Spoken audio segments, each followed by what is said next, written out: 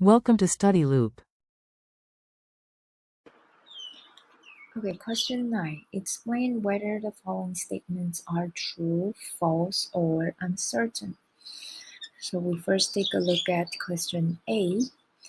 Question A is saying that inflation hurts borrowers and helps lenders because borrowers must pay a higher rate of interest. So question A is false. Why is it the case that it's false? Because when we borrow or lend money, the interest rate is most of the time written down on the contract. So it is not the interest rate that has changed, but the inflation. So if there is inflation, the value of money goes down, right? Say what we wrote on the contract used to be, say A borrows $100 from B right now. So the contract is saying that okay, 1 year later, A has to pay back this $100 to B, right? But if this $100 is a fixed amount, so if there is an inflation, this $100 is not as valuable as what it used to be in the past. So in this case, the borrower here, A is better off because although he's paying back this $100 bill, it is not that costly for him. And while on the other hand, B is worse off because the $100 bill he receives right now, due to inflation, he might not get as many goods as he can yesterday. So the statement A is false apparently.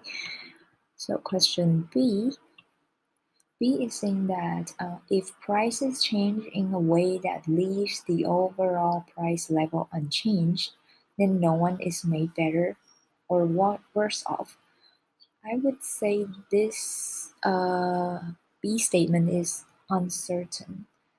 Uncertain, so I will write a U here. Why is it uncertain? Because it says that if the overall price level is unchanged. So how do you measure the overall price level? This question does not explain very clearly. So what I have in mind is that we usually measure the overall price level by a basket of goods.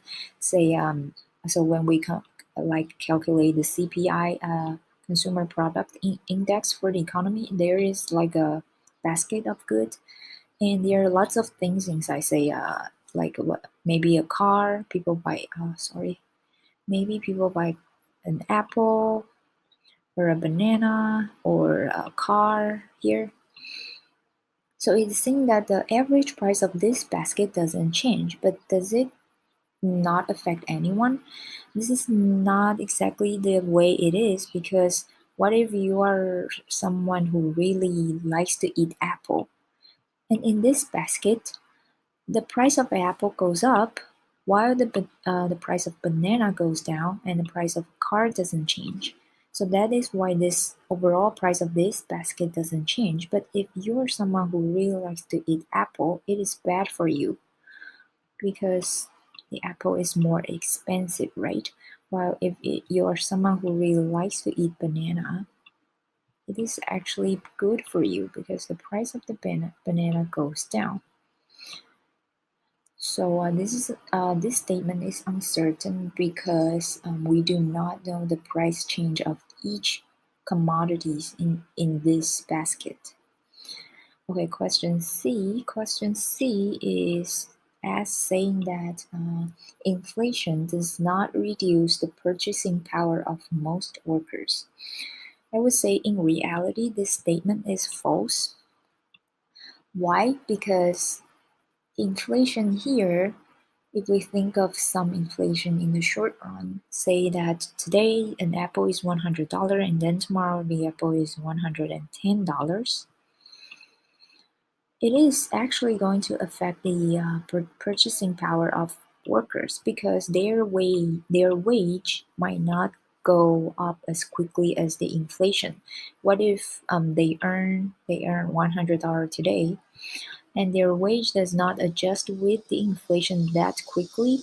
So he is earning, say, 100 or $1 tomorrow. This is a very tiny raise in his salary, but can he afford this expensive apple? No.